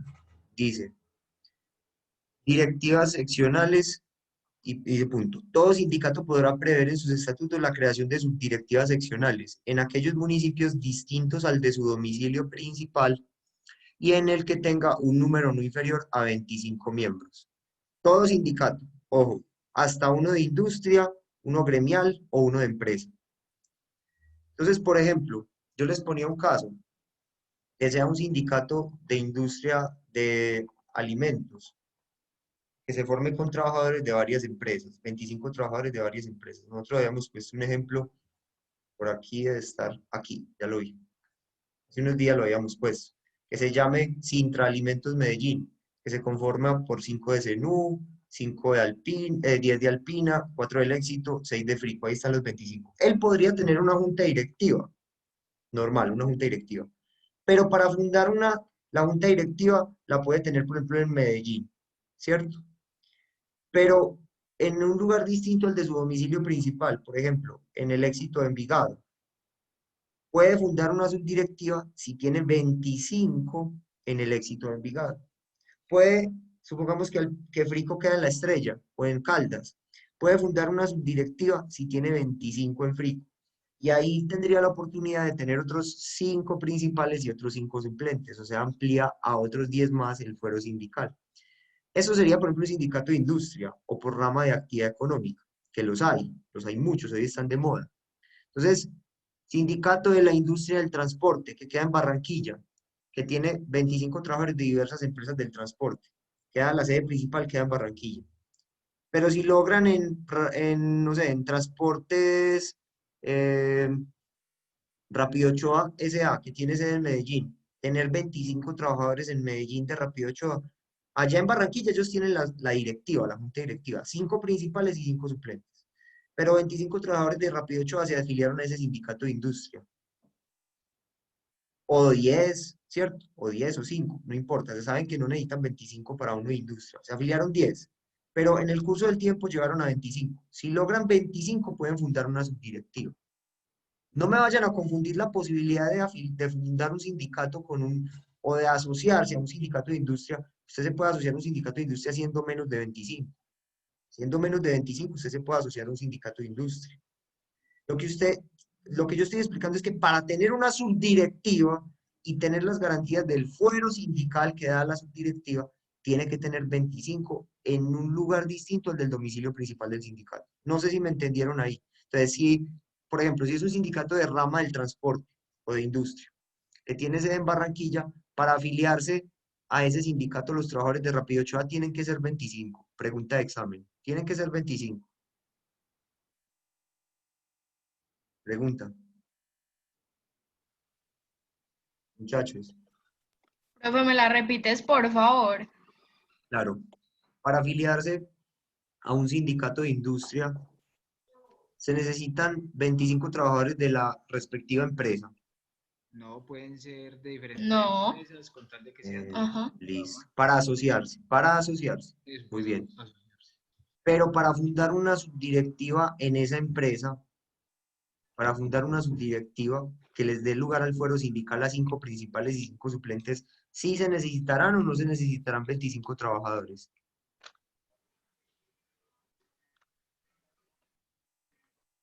Se necesitan, pero de diferente empresa. No, no, para De la diferente subdirectiva. sede. No, en la misma sede puede ser inclusive. Es que lo que dice la norma es eso, miren. Todo sindicato podrá prever en sus estatutos la creación de subdirectivas seccionales, en aquellos municipios distintos al de su domicilio principal y en el que tenga un número no inferior a 25 miembros. Si el domicilio principal de este sindicato de industria es en Barranquilla, ellos pueden crear subdirectiva Medellín Sí, profe, con y no 20, necesitan que sean de la misma empresa, no solo necesita que que sean de la existan misma empresa. 25 miembros en esa En esa ciudad, seccional, sí, Medellín. Es 25 miembros que pueden ser todos de Rápido Ochoa o de Rápido de Ochoa, diferente. Copebombas, Ujú. ¿qué otro transporte? La Rierita, no sé, una cantidad de cosas, ¿cierto? 25 en Medellín. Con eso forman una subdirectiva, un sindicato de industria. Ahora, pongamos el ejemplo más fácil, que es el sindicato de empresa. Sindicato de trabajadores de Servientrega. El sindicato de trabajadores de Servientrega, Sintra Servientrega, Servientrega, tiene sede en Bogotá. Allá tiene la junta directiva, 5 principales y 5 suplentes. En Medellín pueden crear una subdirectiva para tener otros 5 principales y otros 5 suplentes. Como es un sindicato de empresa, ¿cuántos trabajadores en Medellín tendrían que tener de Servientrega para poder crear la subdirectiva de Sintra Servientrega, subdirectiva Medellín? Profe, un Ya número que no sea inferior a 25. Exacto, un número que no sea inferior a 25. Almacenes Éxito S.A., sede principal en Envigado, Antioquia. Es un sindicato de empresa. Sintra Éxito. Listo. Sintra Éxito, la sede principal es en Envigado. Acá tienen la junta directiva del sindicato. Pero los trabajadores de Bogotá del Éxito quieren constituir una subdirectiva para ampliar el fuero sindical. ¿Cuántos trabajadores del Éxito necesitarían en Bogotá que se afilien al sindicato para crear la subdirectiva y tener 5 principales y 5 suplentes también con fuero sindical? ¿Cuántos? 25. 25. Muy bien, ya me entendieron. Entonces, esa es otra estrategia para ampliar el fuero sindical. Por ejemplo, eh, no solamente serán los 5 miembros principales de la junta directiva y los 5 suplentes, sino que también, como yo pues ahorita estaba evidenciando, por acá, sino que también podrá haber subdirectiva.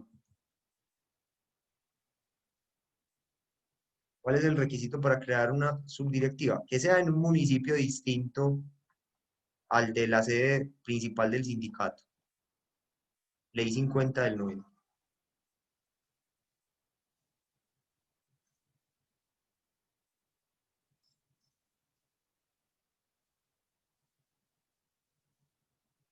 Que sea en un municipio distinto al de la sede principal del sindicato. Y que tengan 25 miembros. aplica para todos los sindicatos la posibilidad de crear subdirectivas, sea de base o empresa, pues, de industria o gremial. ¿Artículo qué? Ley 50 de 1990, artículo 55, como lo ven ahí en pantalla. ¿Listo? Vamos a dejarlo acá. Ley 50 para que ustedes puedan estudiar. De 1990, artículo 55. Entonces, en ese caso, si crean una subdirectiva, ¿cuál sería el fuero sindical? Lo mismo, presidente y vicepresidente, perdón, presidente y presidente suplente de la... Esperen que esto ya no me quiere dar. Esperen un segundo que se me bugueó el archivo de Excel.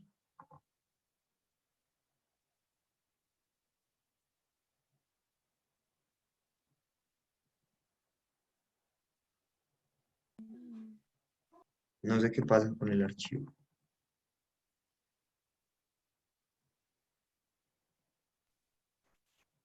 Esperen un segundo, lo guardo y lo vuelvo a abrir. Que se me... No sé, se me descontrola, no quiere funcionar.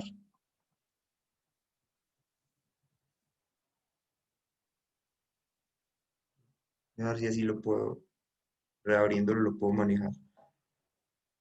Ahora sí.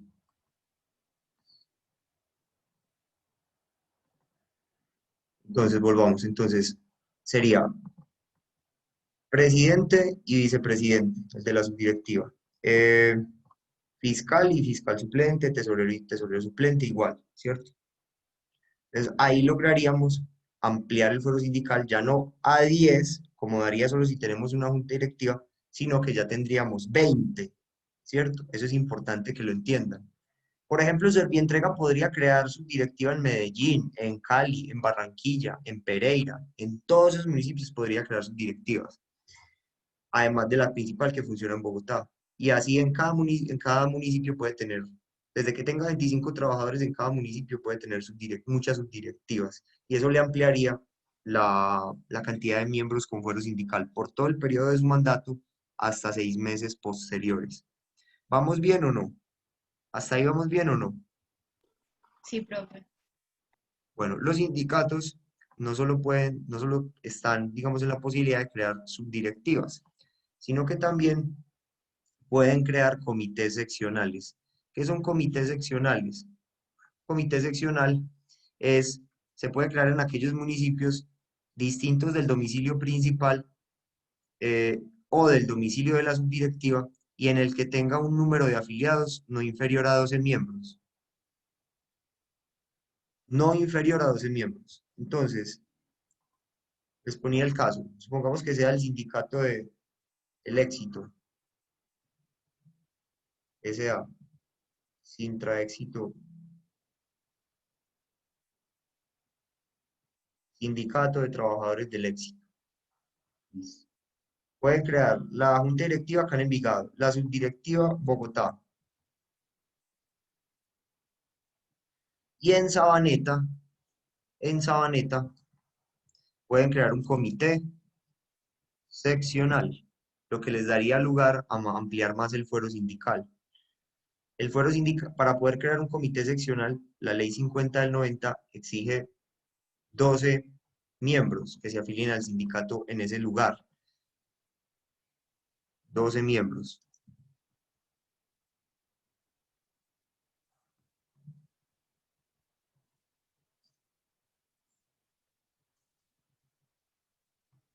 Listo. Y así, en el comité seccional podrían tener, ¿cuántos con fuero sindical? ¿Cuántos? En específico, ¿cuántos? El Código Laboral dice que en los comités seccionales podrá haber un principal y un suplente con fuero sindical. Un principal y un suplente. Entonces, presidente del comité seccional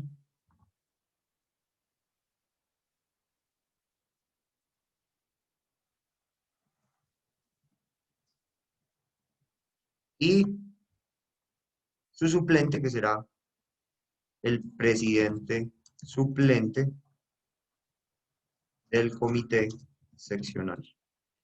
Un principal y un suplente. También es otra manera de ampliar el fuero sindical. ¿Entendieron esto del comité seccional?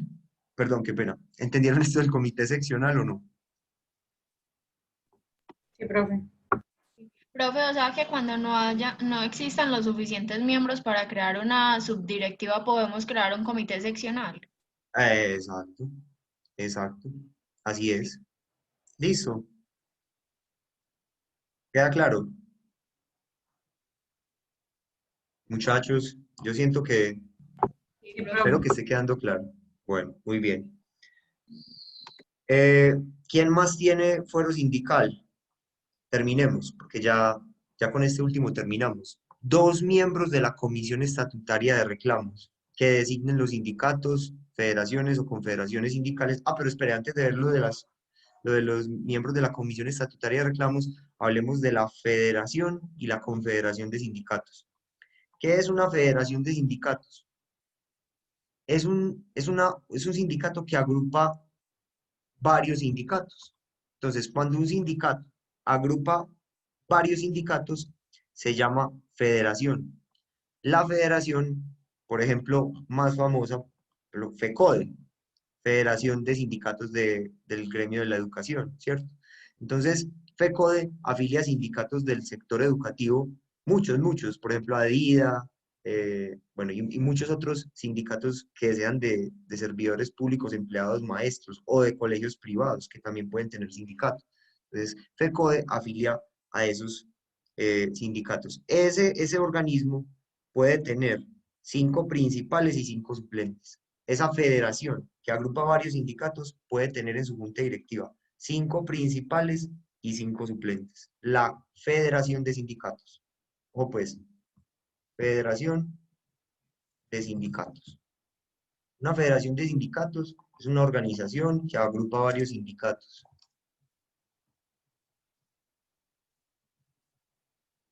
Entonces, que de este sindicato del éxito salió un trabajador que se lanzó a ser miembro de la junta directiva de la federación. Puede lanzarse y si lo eligen tiene fuero sindical y el éxito no lo puede despedir porque puede tener junta directiva. Y la junta directiva es 5 principales y 5 suplentes, sin permiso de un juez laboral. Por eso es bueno a veces federarse. Ahora, que los que se vayan a lanzar al cargo de la junta directiva de la federación no sean los que son de la junta directiva del sindicato.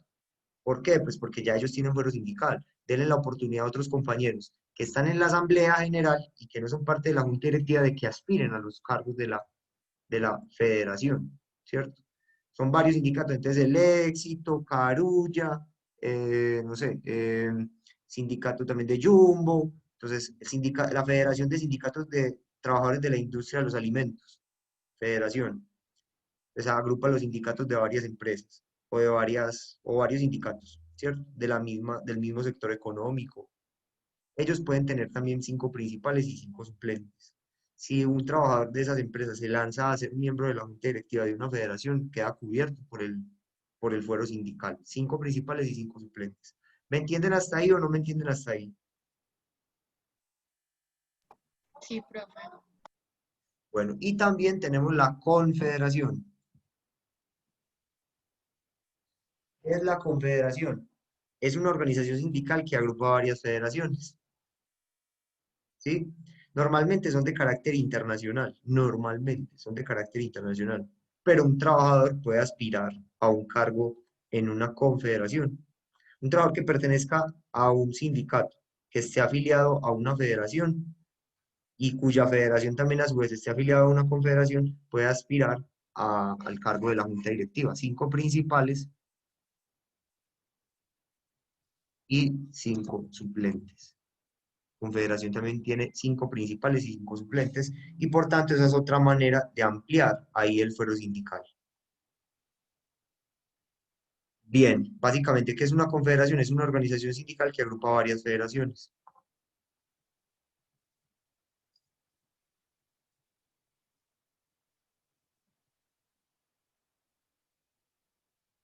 Listo.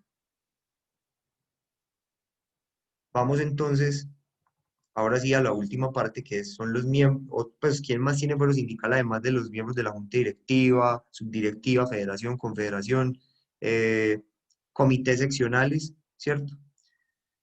¿Quién más tiene? Los dos miembros de la Comisión Estatutaria de Reclamos. ¿Qué es la Comisión Estatutaria de Reclamos en un sindicato?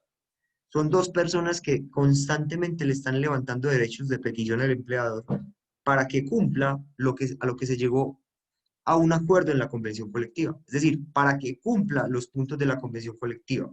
Sea que esa convención sea por que se haya llegado a ella por arreglo directo o por laudo arbitral, pero que se cumpla. Entonces, por ejemplo, que en esa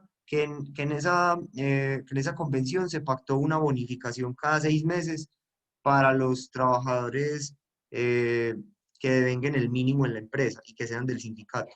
Una bonificación de 160.000 pesos por prima de vida cara, por ejemplo, ¿cierto? Cada 6 meses, de 160.000 pesos. Entonces, llegó junio y no le están pagando esa prima de vida cara, ¿cierto? Entonces, los dos miembros de la Comisión Estatutaria de Reclamos levantan un derecho eh, de petición a la empresa para que paguen esa prestación. Entonces, como son los que constantemente están poniendo la cara, son los que fácilmente pueden descabezar, por decirlo así. Entonces, por ejemplo, ellos también tienen fuero sindical. Dos miembros de la Comisión Estatutaria de Reclamos. En los estatutos de un sindicato se dispone que la Asamblea General de Trabajadores va a elegir dos personas que estén permanentemente haciéndole esas reclamaciones al empleado. Listo, esa es la Comisión Estatutaria de Reclamos. Ahí también ellos tendrían fuero sindical. Dos miembros de la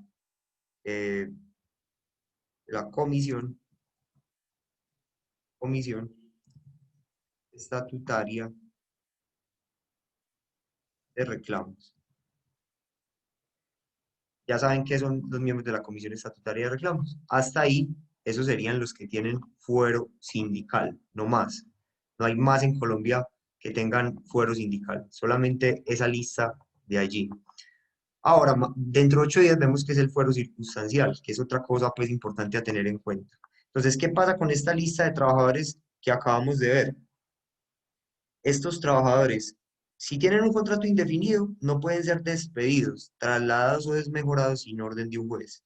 Si el contrato es a término fijo y se preavisa con 30 días, pues obviamente no hay que pedirle permiso al juez porque el vencimiento del plazo fijo pactado, no, al trabajador no se le está despidiendo por motivo de su pertenencia a la organización sindical, sino por el vencimiento del plazo fijo pactado. La Corte tiene una sentencia sobre la materia, que es la sentencia, denme un segundo,